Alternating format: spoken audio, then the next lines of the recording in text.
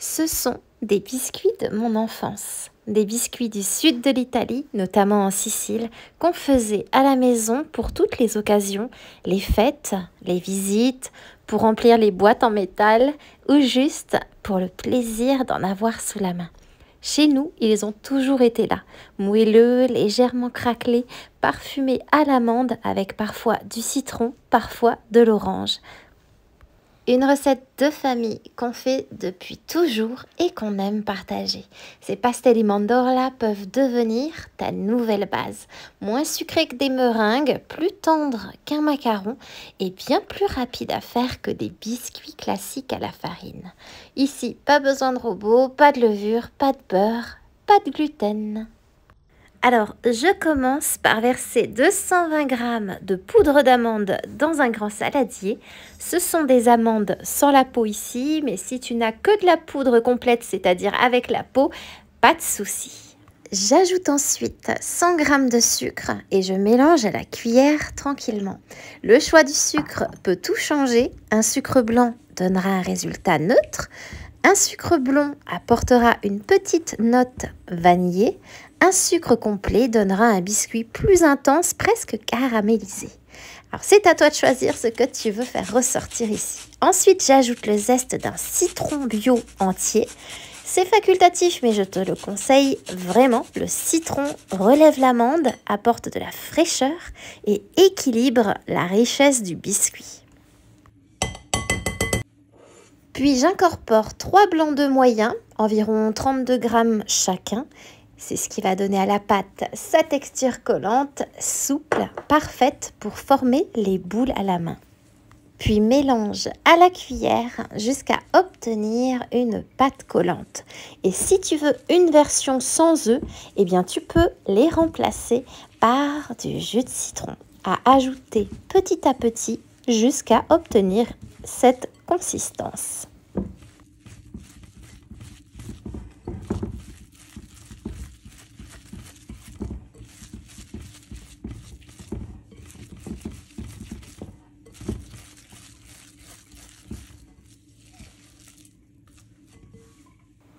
Et maintenant, je prépare mes finitions. Un bol d'amandes effilées, un bol de sucre glace et un bol de pistaches concassées. Bien sûr, tu pourrais aussi décorer tes biscuits avec de la cerise confite. C'est tout aussi délicieux. Et bien sûr, un bol d'eau froide pour humidifier tes mains avant de façonner les boules comme je suis en train de le faire. Donc je prends une portion de pâte, je forme une boule et je la roule dans l'enrobage choisi. Le sucre glace donne une croûte douce et craquelée à la cuisson. Les pistaches apportent du croquant et du goût.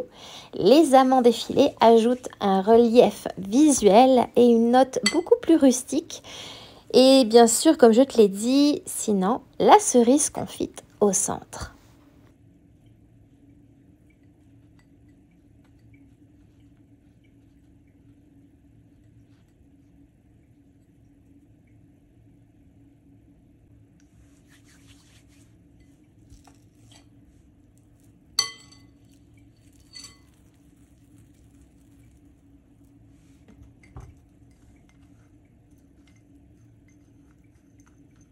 Je dépose chaque boule sur une plaque recouverte de papier cuisson et j'appuie légèrement par-dessus.